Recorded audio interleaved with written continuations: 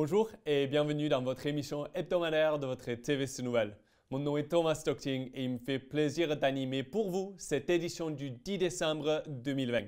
En manchette cette semaine, mise à jour de la COVID-19 en Ontario et Prescott Russell, le mouvement qui encourage les femmes à participer dans la politique municipale, agitation sur l'avenir de l'aréna Jean-Marc Lalonde dans le conseil de ville, la Guignolée dépasse ses objectifs et la cité de Clarence Rockland est dans l'esprit de Noël.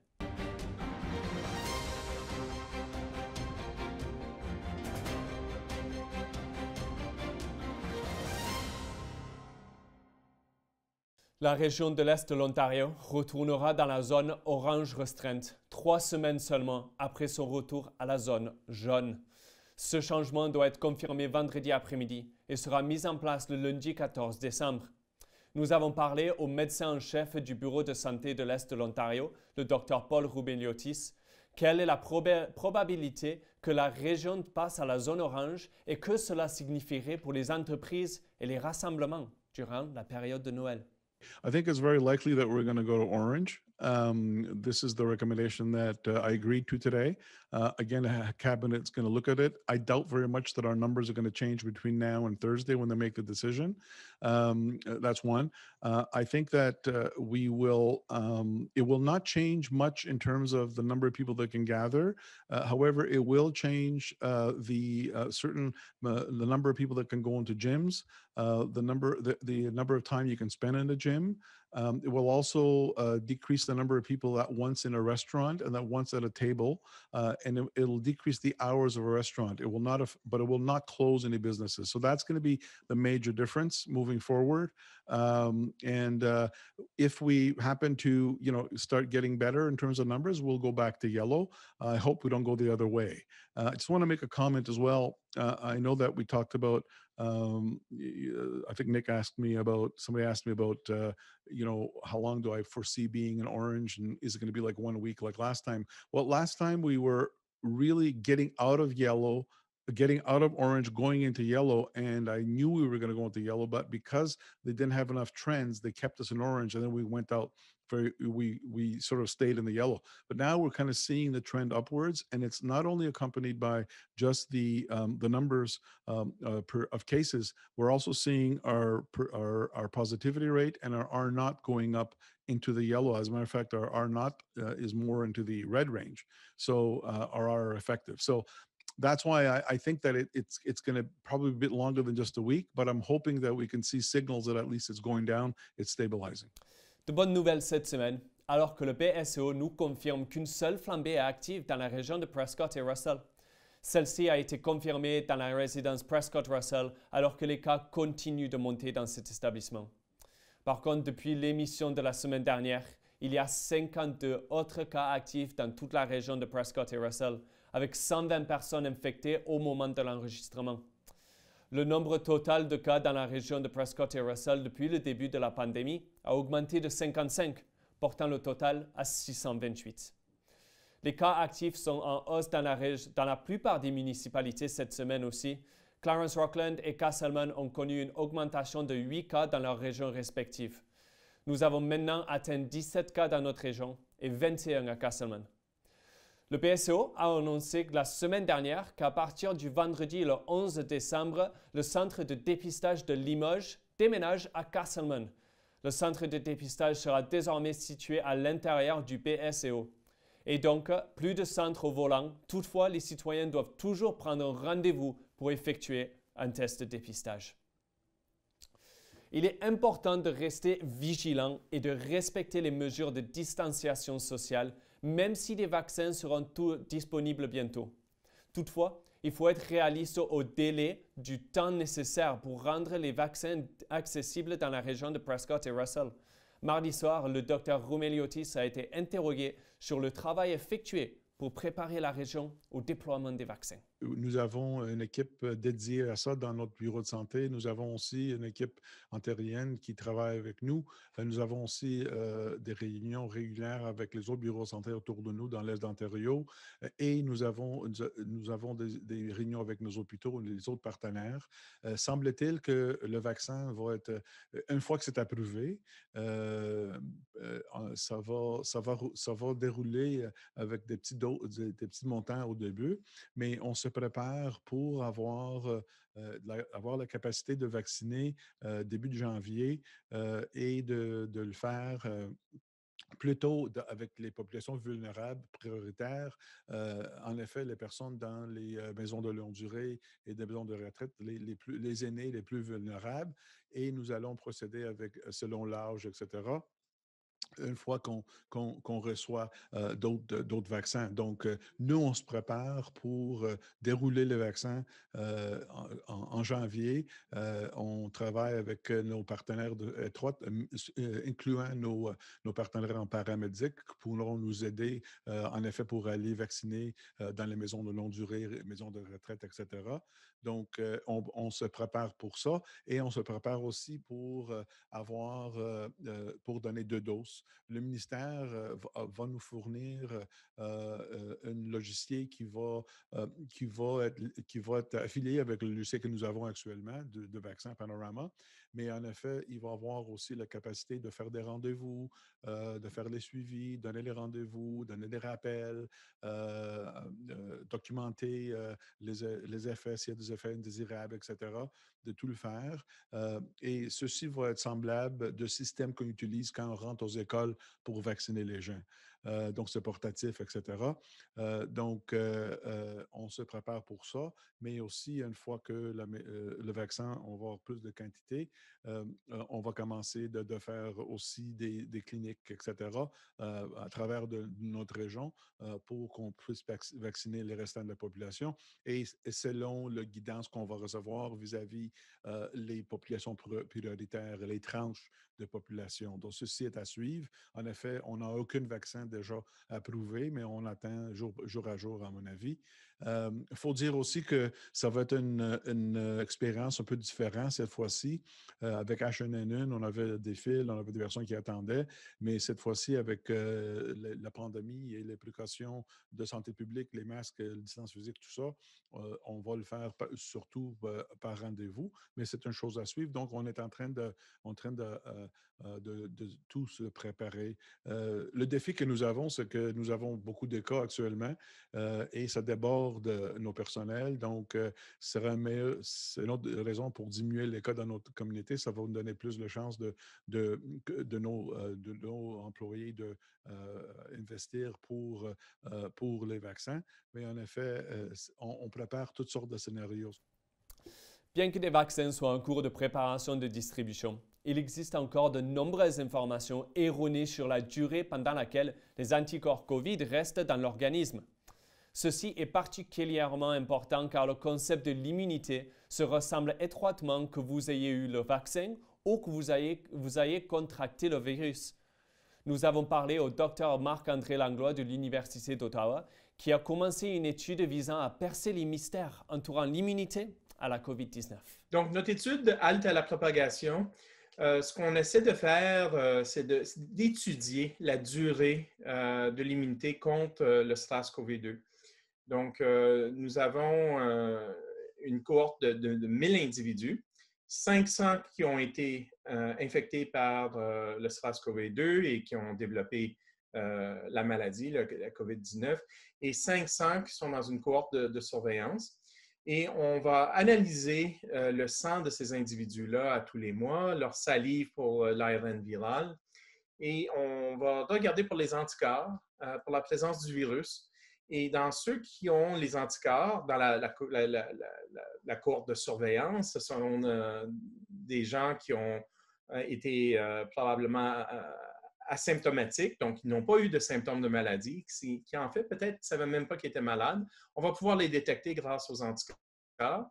Et dans les individus de la cohorte convalescente, donc ceux qui ont été infectés, on va suivre leur niveau d'anticorps en fonction du temps, sur une période de 10 mois, pour voir la durée de l'immunité et comment que cette immunité-là va se maintenir en fonction du temps.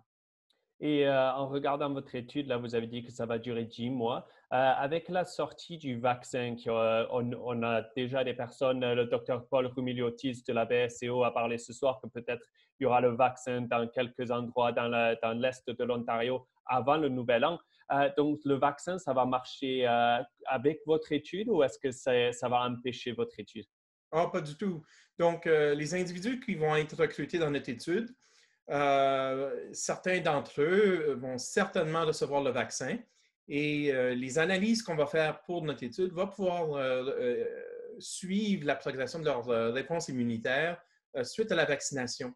Donc, on va pouvoir aussi comparer une réponse immunitaire naturelle, donc ceux qui ont malheureusement été infectés, avec ceux qui ont été immunisés avec le vaccin. Et on va pouvoir voir si la réponse immunitaire est similaire, puis si la durée de la protection est similaire aussi. Donc, ça va ajouter à notre étude. Ah, donc vous allez encourager des personnes qui ont reçu le vaccin de participer à l'étude aussi? Ah, absolument, absolument. Donc, ce sont les individus qui sont dans la cohorte de surveillance. Donc, ces individus-là, c'est des individus qui sont à risque. On parle des travailleurs en santé, c'est des individus qui travaillent avec le public. Donc, c'est des individus qui sont à fort risque d'attraper le virus. Ces gens-là, d'ailleurs, plusieurs d'entre eux vont être les premiers aussi à recevoir les vaccins lorsqu'ils vont être distribués.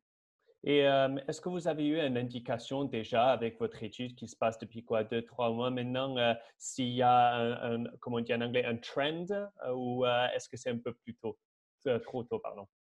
Ben, les tendances qu'on voit, il y a eu, je pense, un petit peu de désinformation au début, comme quoi les anticorps ne durent pas longtemps ou que la protection ne sera pas de longue durée. Ce qu'on voit, c'est que les gens qui ont été exposés au virus, pratiquement tous, développent une bonne réponse immunitaire au virus. Et cette réponse immunitaire-là produit des anticorps qu'on appelle neutralisants, qui empêchent le virus de se propager. Et cette réponse-là se maintient sur plusieurs mois. La question maintenant, est-ce que plusieurs mois veut dire 10 mois, 12 mois, 2 ans? Il n'y a personne qui a cette réponse-là, mais on s'attend, en regardant les niveaux des anticorps, qu'il va y avoir une protection d'environ 10 mois et plus, probablement 1 an ou 18 mois contre le virus.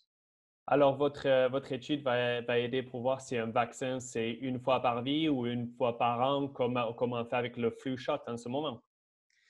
Exactement. Donc, plusieurs des vaccins qui sont déployés vont avoir besoin d'un rappel, donc l'immunisation primaire plus un rappel.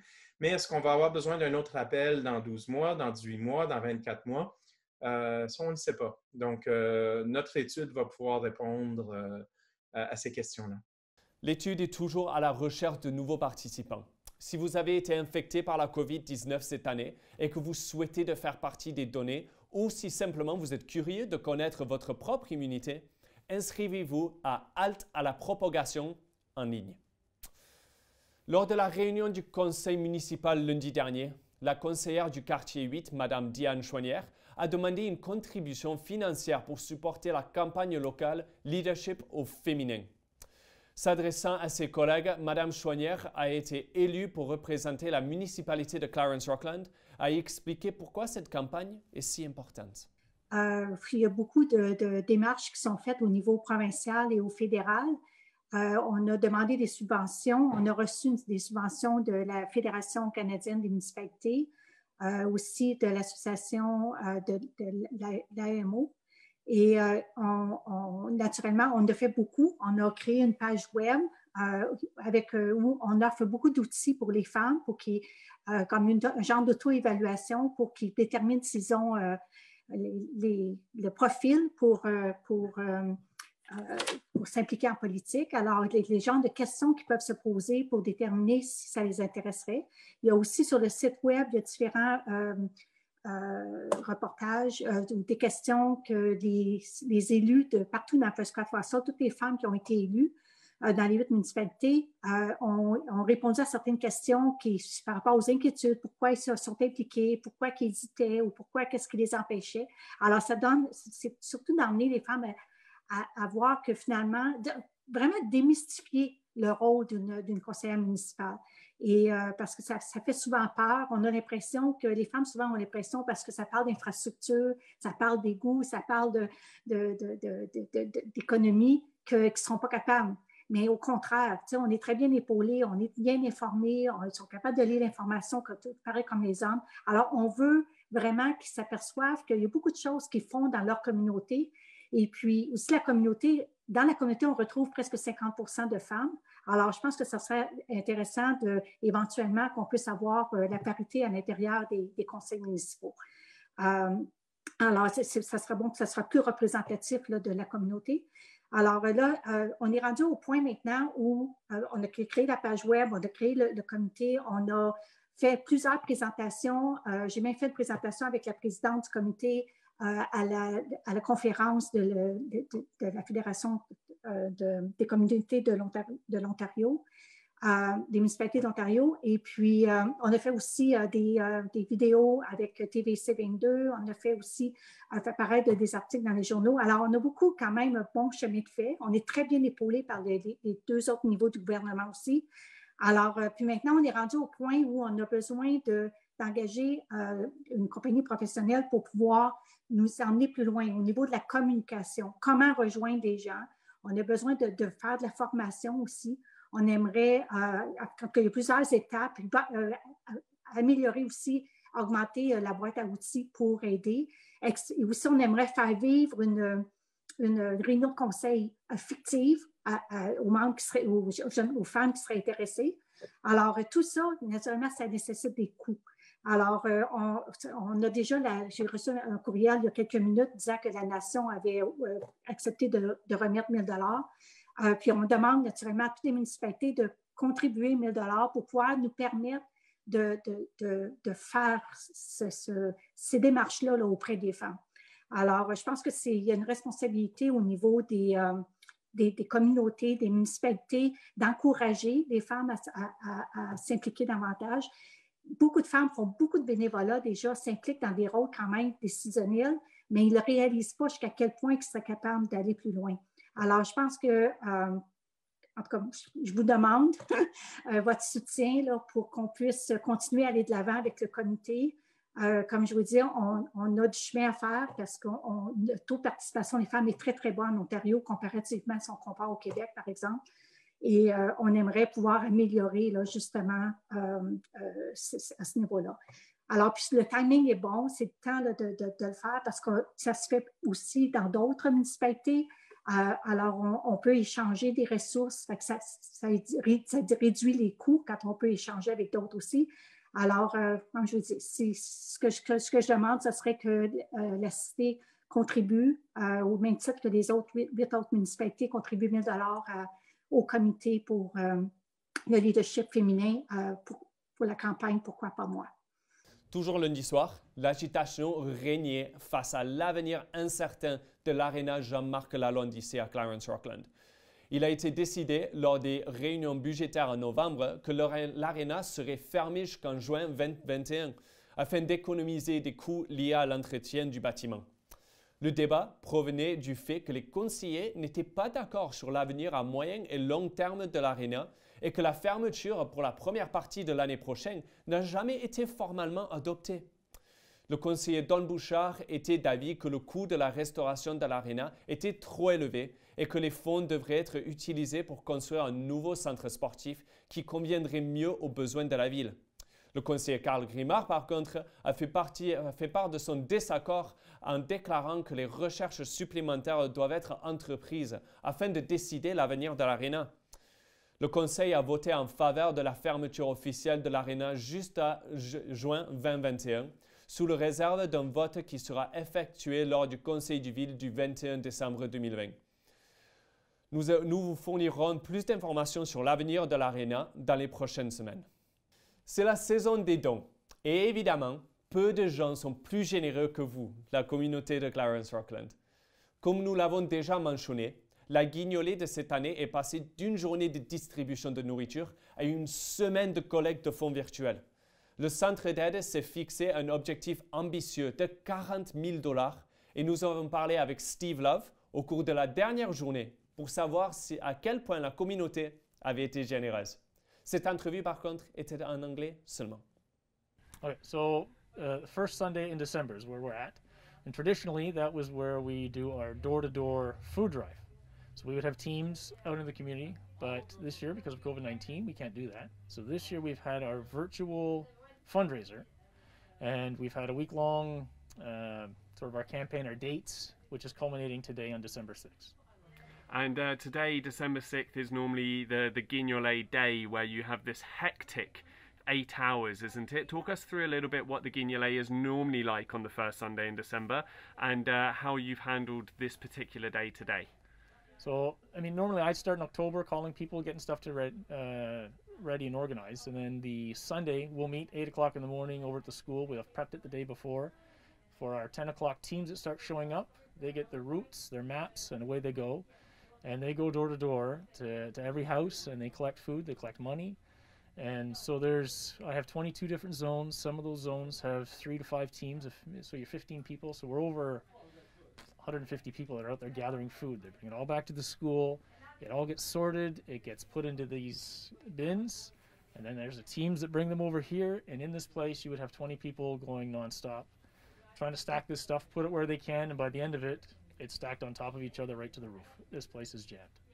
And so on the 6th of December, or the first Sunday of December, normally there are a ton of people coming in and out of this building, aren't there? So what happened today? Did you have a big turnout at all, or was it more on the virtual side? So for the virtual side, worked for us. So virtually, we got more donations than we were maybe anticipating, or we didn't know how it was going to go. We're very happy with the way that went. So the community has come out for us again, and they've given us lots of money, and it looks like we're going to make our goal no problem. Within the weeks and that coming up, we're going to be successfully reaching our goal. And from that, we'll be able to fill these shelves. And throughout the year, people can always still donate, as they do throughout the year. Traditionally, we'd have food drives that continue. So you can always donate to the Rockland Help Center.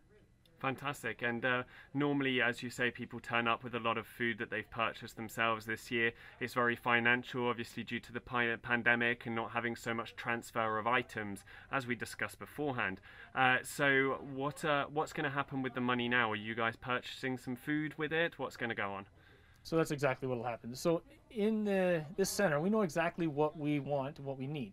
And they'll send the guys out. They go to the stores, the local stores, during the days prior to our main day, which is Thursday, when the people come.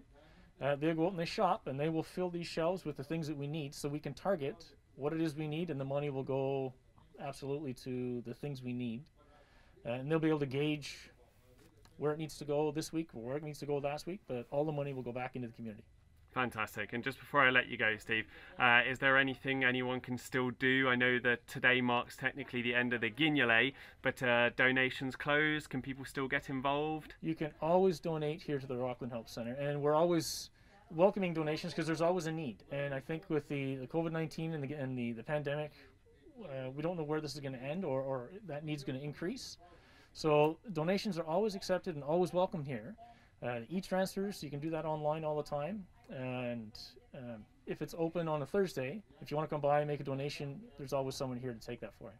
That's perfect. Well, thank you very much for talking to us about this, Steve. Congratulations once again on another seemingly very successful Guignolée here in Clarence Rockland. And thank you to the Clarence Rockland community, the people, the businesses.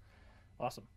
Yeah, and we'll catch up, well, before next year, I'm sure, but most definitely, hopefully what is a slightly more normal Guignolée next year. And actually, last question whilst I have you. This year's fundamental difference was the fact that you guys embraced a very virtual side to things. Is there any chance that that might remain next year, even if we live in a post-pandemic world? So there's two parts to that. So the virtual side is great for raising money, and that allows us to buy this food and provide to the people that need it.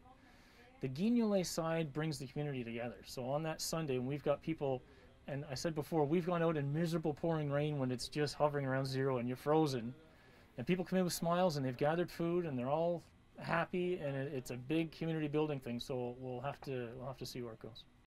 Au moment de l'enregistrement de cette année, Nicole Gold, directrice générale de la Banque alimentaire, confirme qu'ils ont amassé plus de 52 000 $ et que d'autres dons étaient encore à venir. Alors bravo à tous et à toutes qui ont fait des dons de toute façon possible pour soutenir les familles qui en ont vraiment besoin cette année. Et toujours dans l'esprit de Noël, la ville de Clarence-Rockland a tout mis en œuvre cette année pour que l'ambiance festive puisse contribuer à remonter les morales des citoyens. Plus de 1500 voitures sont passées cette année dans voir le défilé illuminé de Noël. Et nous étions sur place, dans le froid du dimanche soir, pour voir tout ce que la cité offrait. Donc bonsoir, on est ici au défilé illuminé de Noël à Clarence-Rockland. Il y a, comme vous pouvez entendre, plein de monde ce soir. En me joignant ce soir, c'est l'organisatrice de l'événement, Christine. Christine, comment allez-vous? Très bien, très bien. Je suis très heureuse de ce qui se passe ce soir. Absolument. Donc, on va parler un peu plus de ça. Le défilé de Noël, évidemment, vous avez passé beaucoup de temps à organiser tout ça. Et est-ce que vous pensez que ça s'est bien passé ce soir? Comme je t'ai dit, je peux pas dire, sans mots, comme je suis très satisfaite de la soirée. Donc, vous pensez qu'il y a plus de monde que vous pensez qu'il allait y avoir au début? Non, je pensais pas d'avoir beaucoup de monde, mais quand la parade a commencé, c'est là que j'ai capoté. Je capote comme c'est là encore.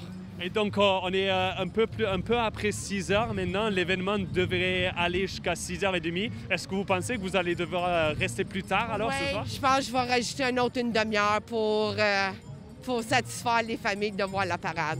Fantastique. Et Christine, juste avant de vous laisser, qu'est-ce que vous direz aux familles et à la communauté qui sont sorties ce soir? Un gros merci, ça m'a fait ma soirée. Merci beaucoup et joyeux Noël. Parfait, Christine, merci beaucoup. Je vous parlerai un peu plus tard. Passez une bonne soirée. Merci. Donc ici ce soir, il y a plein d'entreprises locales. Il y a évidemment la cité de Clarence-Rockland qui est là. Vous pouvez peut-être entendre derrière moi, il y a les camions des pompiers. Vous avez la microbrasserie Brower Kaufman. Mais aussi, on a Kavanagh Concrete Limited. Donc, si vous venez avec moi, je suis joint avec Steve de Kavanagh. Maintenant, Steve, ça va bien? Ça va bien, vous? Oui, ça va très bien, merci. Donc, je veux vous demander, avant qu'on parle du camion, je veux vous demander, c'est la première fois que vous faites partie du défilé de Noël ou vous le faites avant? Ça fait 2 années de suite, là. L'année passée, on a fait partie de la parade l'année passée, là. Mais on pouvait conduire l'année passée, mais là, cette année, on est stationné ici, puis c'est le fun pareil. On a du fun, on a du plaisir.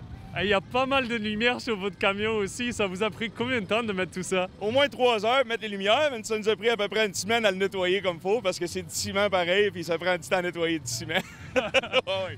Et comme vous dites, c'est tellement différent cette année. Vous ne pouvez pas conduire, c'est les gens qui conduisent. Qu'est-ce que vous pensez de cet événement? C'est une bonne chose pour la communauté? Moi, je trouve que c'est une bonne affaire, que Noël s'en vient. Je pense que ça va aider un petit peu avec le monde à avoir une meilleure ambiance, un petit peu plus un petit peu plus gros sourire pour tout le monde, vu que c'est Noël, puis ça fait du bien aux gens, puis surtout les enfants, tu sais. C'est les enfants qui comptent là-dedans, puis ils aiment bien ça, puis c'est ça qui compte, c'est ça qui est le fun. Parfait. Ça emmène tout le monde ensemble, puis tu sais, on peut pas rien de meilleur que ça, Noël. Exactement. Bon, merci beaucoup, Steve. Merci beaucoup. Passez une bonne soirée. Et on se parle à bientôt, j'espère. Merci beaucoup. Ouais, j'espère qu'on va avoir de la neige bientôt. Moi, j'espère pas. Hein? Donc ça, c'était Steve de Kavanagh Concrete Limited. Donc cet événement devrait se terminer à 6h30 ce soir. Mais comme vous avez entendu avec Christine, ça va se terminer beaucoup plus tard. Donc Clarence-Rockland, merci beaucoup d'être sorti ce soir et passez un très bon Noël. Et donc, ceci termine cette édition hebdomadaire de TVC Nouvelles. Si vous êtes intéressé à devenir un reporter et faire une différence dans votre communauté, communiquez-vous avec nous. Il nous fera plaisir de vous accueillir dans notre équipe. Avis à tous qui sont intéressés. Et si vous avez une histoire à raconter, vous pouvez me joindre par courriel électronique à nouvelles@tvc22.ca ou par téléphone à 603 446 6037 poste numéro 4, ou vous pouvez bien sûr nous trouver sur nos chaînes de médias sociaux. Je vous souhaite une excellente semaine à Clarence-Rockland et ça fera un plaisir de vous revoir la semaine prochaine dans une nouvelle édition de TVC Nouvelles. Merci beaucoup. Passez un bon week-end.